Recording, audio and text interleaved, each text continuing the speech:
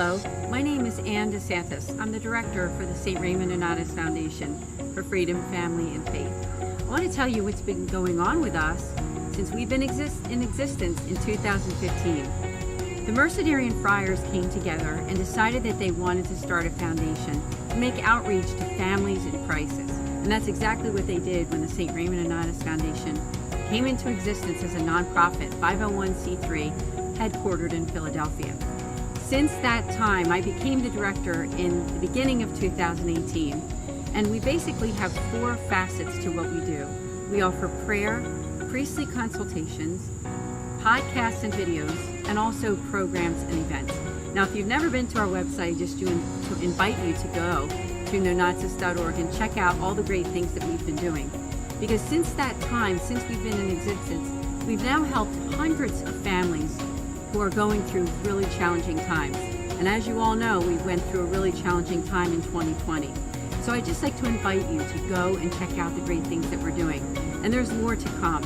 If you or your church community would like us to come and do some type of an event where we can talk about what we offer in terms of that pastoral accompaniment and making outreach to families in crisis, please do reach out to us. And I'm just so grateful to be able to serve people like you and your families. So again, learn about us at nonatus.org. Thank you.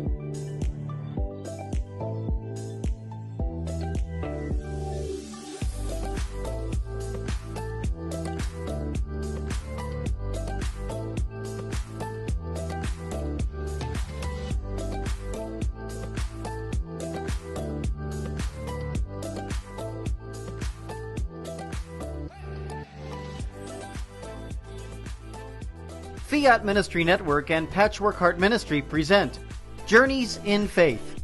Now, here's Ann DeSantis.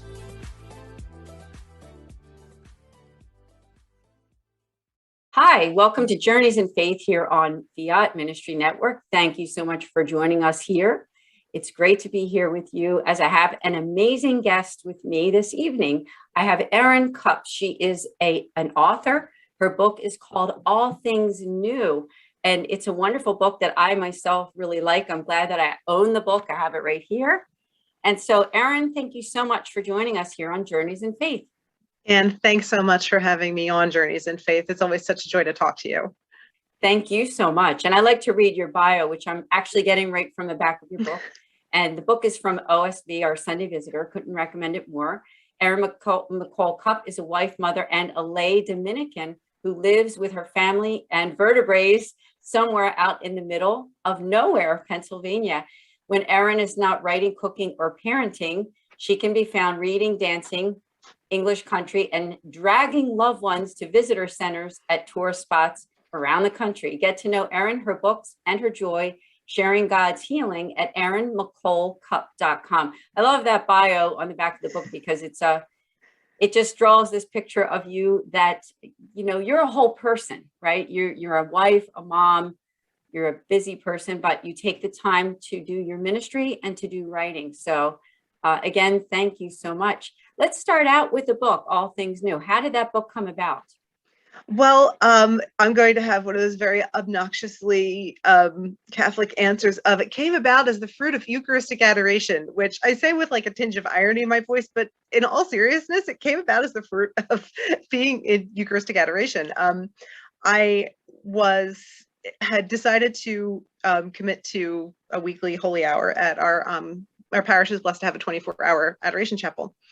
And I had been, going to this, my holy hour, and bringing a prayer journal. And at one point, I had been struggling with my fiction writing for quite some time. And I just one day had this inspiration, like, okay, someday I'll write a book about the tools that I've learned to navigate parenting in the present, parenting my own children, after having come out of an experience of not having been parented with much love, patience, kindness, or acceptance myself. So I wrote down like this outline, and I'm like, okay, well, someday, like maybe 20 years from now, I'll be writing this book. And it was no more than 2 months later, a writing colleague of mine who was working at OSV sent me an email and said, hey, you know what, do you have any ideas for any books? Like, I know you write fiction, but do you have any ideas for nonfiction books? Like, well, that's kind of weird because I do, and here it is. And actually, I had 2 others that were sort of available as well. I'm like, okay, here are 3. Which one do you like? And it was the one they liked was the one that I had written about in Eucharistic adoration. And so that's where it came from. Now, for the path that I felt myself drawn through in writing the book, was I knew that as I wrote, I didn't already have all of the answers in my own, parenting experience. I knew I was making mistakes, but in the process of researching how the Beatitudes create this framework, sort of like this from scratch cookbook for parenting, I discovered how many ways I was still acting out of my wounds and didn't even know it. So that's why I say in the book very clearly, and try to say every time I talk about all things new, is that make sure you are not listening to me, okay? If you're looking for a perfect parent whose footsteps you can follow, I'm not it, all right? There are perfect parents there in heaven. That job's taken, it's theirs. So don't listen to me, listen to God. My only job here is to point people to listen to the voice of truth, which is obviously God's word. But specifically in this book, we focus on the greatest commandment, love God, love others, and then the Beatitudes as specifically individual steps, individual gifts to help us reach more freedom, more joy in our parenting and in our family lives, rather than harshness and self-criticism and other criticism too. Well said. And I love what you said about the perfection part of it, because I think there is a perfection in admitting that we're human. And just the way that you said that, and there's not a perfect parent, I don't think, anywhere in the universe. But what you're doing is you're going to the Catholic faith for the knowledge and the wisdom that's offered through something like the Beatitudes, which we're all familiar with for the most part, right? And breaking those down into real life stories and real life practical ways that we can learn from the wisdom that you present to us on the Beatitudes. So I just want to thank you for doing that. May I read too? I thought you had some wonderful, endorsements that you had on the back of the book. I'll just name one of them, but I'll go through and tell everybody who those people are. Was Danielle Bean, the brand manager of Catholic Mom; Gary Zimak, the best-selling speaker and author and radio host; Lisa Hendy, the author of I'm a Saint in the Making; and Damon and Melanie Owens, the co-founder of Joyful Ever After Movement for Married Couples. And let me just read what Danielle Bean wrote, which I thought was great. She said, bold, compassionate, refreshing, and insightful. Erin Cupp grapples with stories from her painful past, looking at them now through the eyes of faith. And she walks us through the process of doing the same. What a gift to imperfect families everywhere. Hey, that's a good way to say it, right? A gift to imperfect families everywhere. I feel like I know it applies to me and my family. Yeah, same. Very much so. Yeah, good job. What was the process like of writing a book? Obviously, you said that you wrote it, the inspiration came during Eucharistic adoration. I'm sure that it was a spiritual process for you, wasn't it? Definitely. As you said, I'm a lay Dominican, so prayer is a big part of my life. It had better be. And just that process of, in the process of writing the book, I discovered how much of my prayer life was not as relational as God invites us to be with Him. As a lay Dominican, I have made promises to pray certain prayers certain times of the day. We pray morning prayer and Vespers, evening prayer for Liturgy of the Hours. We pray at least one rosary a day. And we also do 15 minutes of Lectio Divina a day, in addition to attending daily Mass as circumstances permit.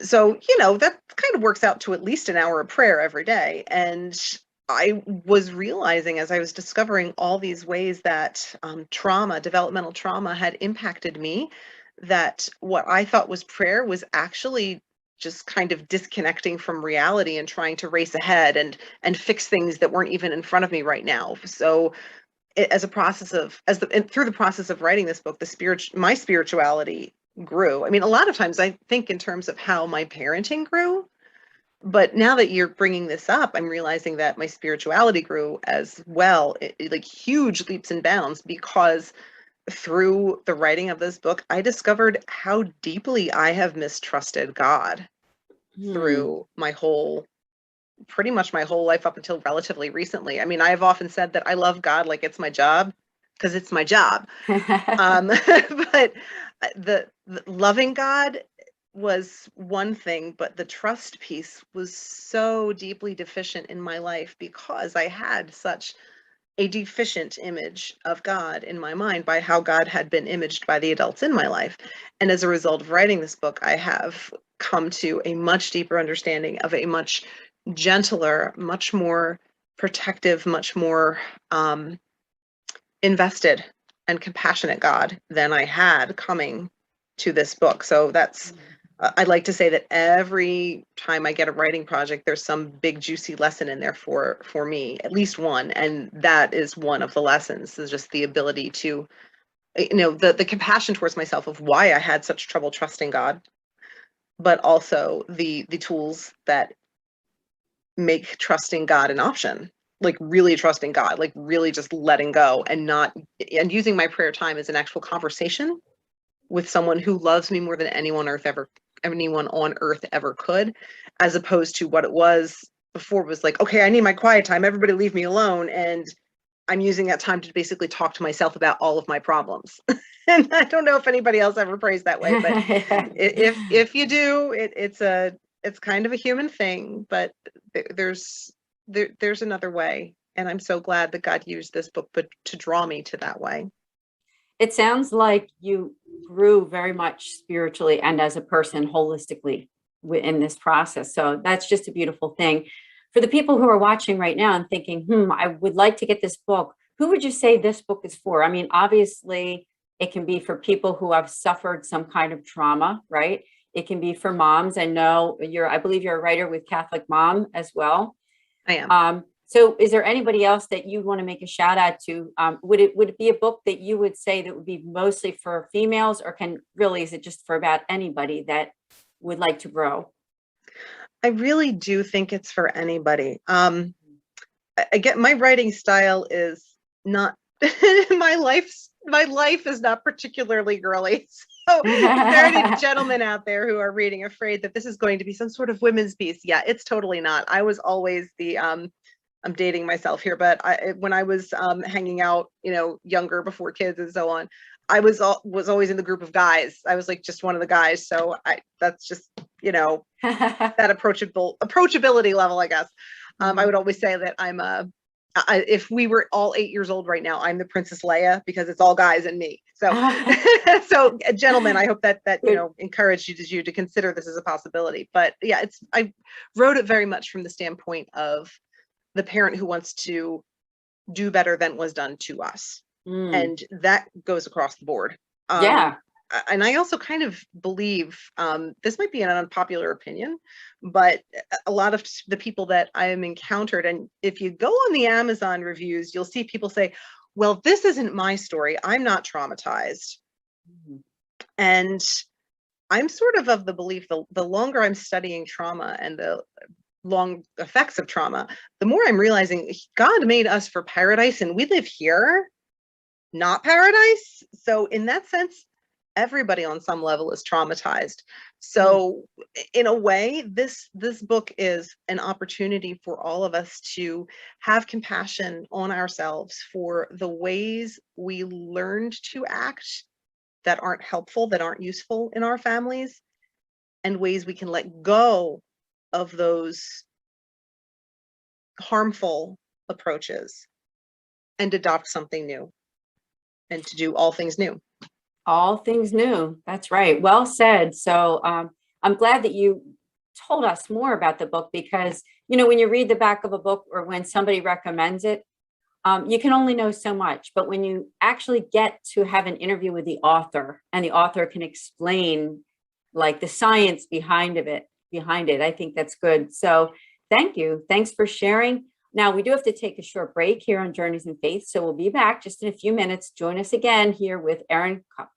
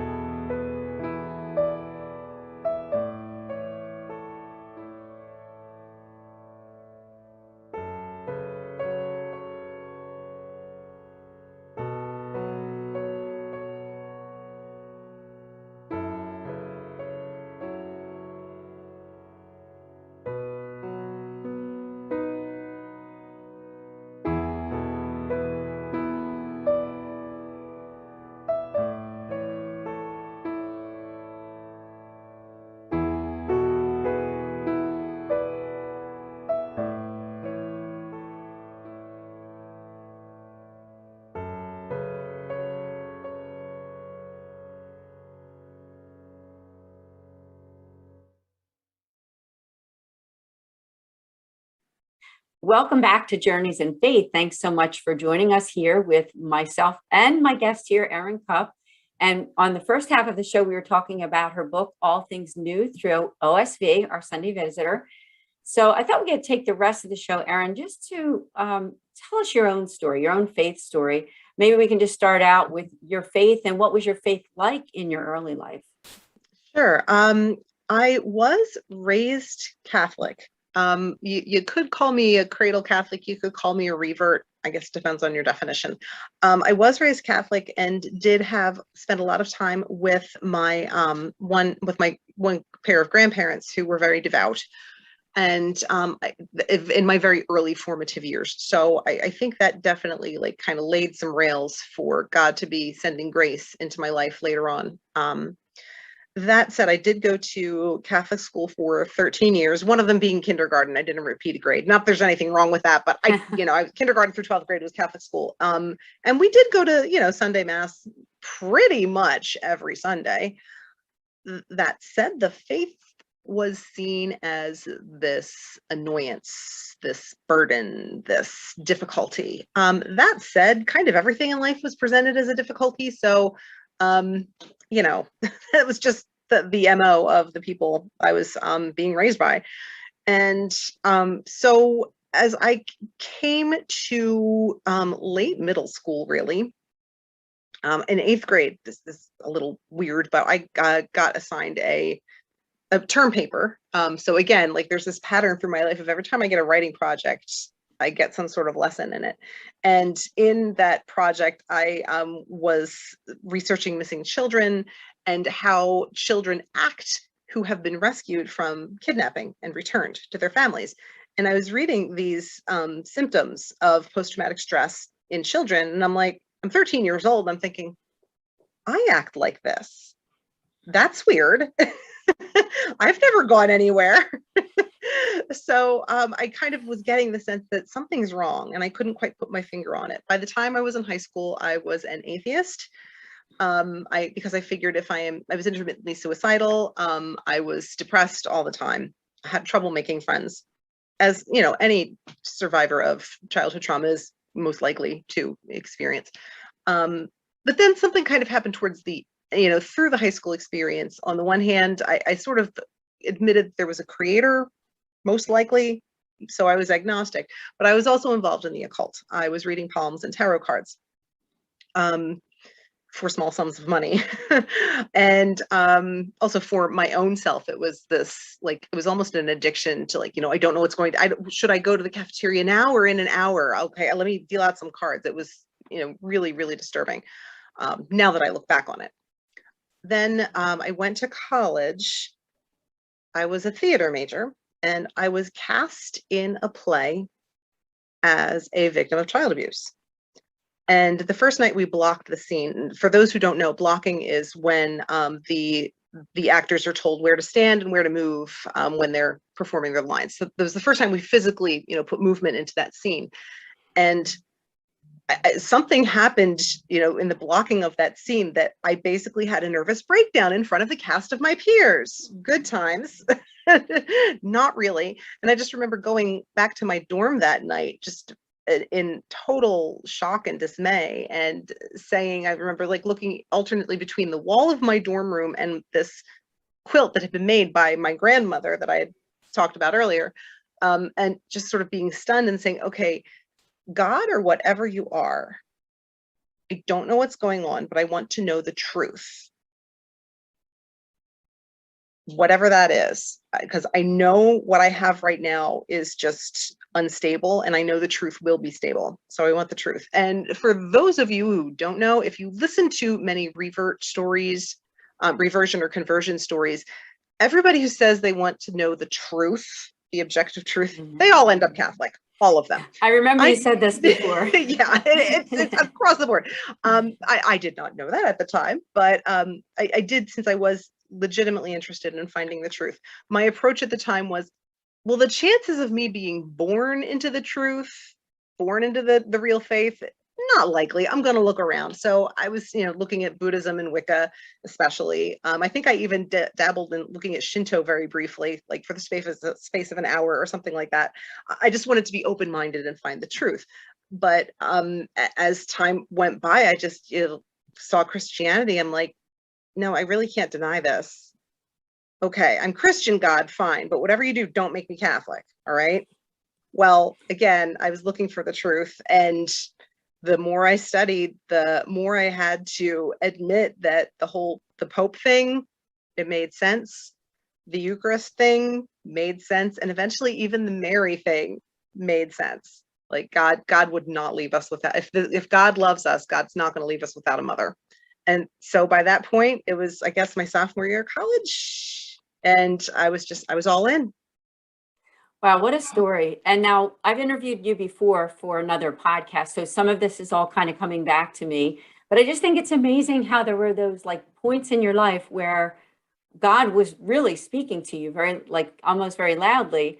And the journey that you've been on, I mean, since that time, with parenting, with writing this book, with getting closer to God, with your being that lay Dominican and the prayer that you're doing every day and committing yourself. So I just think that it's a beautiful path that you're on. And just so I thank you for sharing your story. Now, you understand trauma because you've been through so much in the past.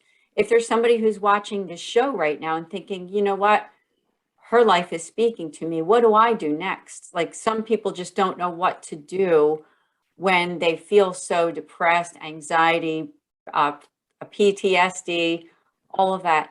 So would you have any words to say to people who are on that path, and how can your book help them when they're on this like almost desperate path to find the truth, to be happy? Right. The first phrase that comes to mind that has been very instrumental in my healing, in my development of God's mercy living in me, it's been two words, and it's of course. I know from my own experience that, I would look at myself, how I'm behaving when I'm behaving from depression, when I'm behaving from irritability born of helplessness, and just, I would get really down on myself. Why am I doing this? I know better. I know not to act the way that I was raised. What is wrong with me? What's been very transformative to me have been the words, of course. When I wake up and I don't feel like getting out of bed because I'm just experiencing a lot of heartache, instead of berating myself, to just pause and say, of course I want to avoid. Of course this hurts. Of course I'm sad, because that's the wonderful thing about being human, is that yes, we are fallen creatures in a fallen world, and we will make mistakes and we will do things wrong.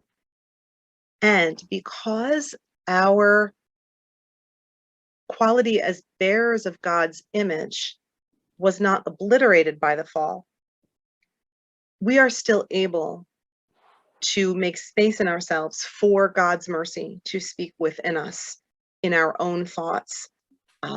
Most trauma survivors, especially complex trauma survivors, aka didn't grow up in a kind and loving home, we develop this mindset of, well, if I'm just harsh on myself, I will shape myself into somebody who can avoid being traumatized again.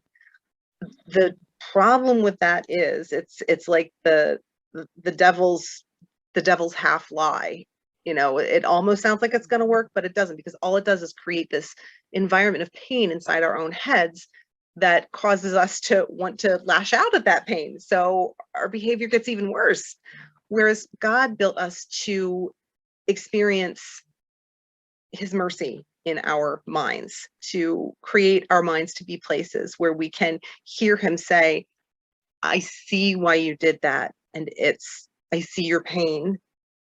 And all you have to do is turn to me and I will make this right. All you have to do is turn. And just those words, of course, have given me that space to, of course, I made that mistake. I'm It able to helps get up not to again. be so hard on ourselves. So Yeah. I thank you for sharing that, because you use the word mercy. And I think that's the core of all of it, isn't it? I mean, the core of all of this is that God's mercy is so much bigger than that trauma. And it's not a magic wand. I mean, I don't think No. that healing is a magic wand, and you know that too. So I just want to thank you for sharing your story. Now, we're almost toward the end of the show, but I wondered if you could tell us what's going on for you in the coming months, or even in 2022. Is there something new that you want to share with us? Yeah, I'm really excited actually about right now. The project that I'm working on is I'm creating a course that is called All Things New. Or I'm sorry, no, that's my book. See, of course I made a mistake. I'm creating a course called Filled with Good, Theology of the Body for Food Addicts. In my book that came out 2021, All Things New, I talk about how I had medicated my trauma with food and had gained 100 pounds. So I was 100 pounds overweight. And for those of you who can see the video right now, I am no longer 100 pounds overweight, because as a result of writing this book, I found the tools I needed to let go of the compulsive overeating behaviors and get to a healthier weight. And I'm really, really excited to share those tools with others. So if you are interested in perhaps taking the course Filled with Good, Theology of the Body for Food Addicts, please go to my website, erincupp.com, and click on courses. I'm expecting that we're in beta testing right now. I'm expecting the full version to be available for release on the Solemnity of Our Lady, Mother of God. So that would be January 1st, just in time for your New Year's resolution, but also just in time for you to put your New Year's resolution into the loving arms of our Mother Mary, to help you gain freedom. That's beautiful. I'm so glad you told us about it. I remember you did kind of allude to it on our last podcast. So I'm glad that you reminded me again. And this is just great news. Here we are, end of October. It's going to be January before we know it. And I think it could be a perfect gift too, right? I mean, someone can buy for someone else. Ooh, yeah. Signing up for it at erincupp.com. So please do check it out. And buy the book. I love my book. Here it is. And it's going to look backwards here, but it's All Things New.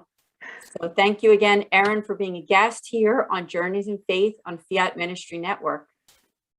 Thank you, Anne. God bless everyone. We'll see you next week.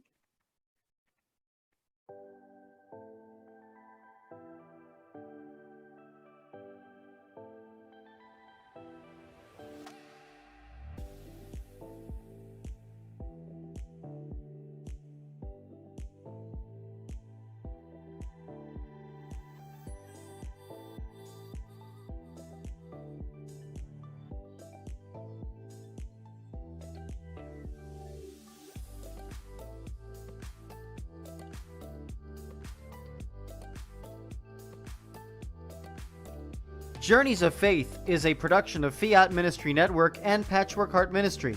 For more information about Journeys of Faith, email info@fiatministrynetwork.tv. And be sure to friend, follow, and like us on social media.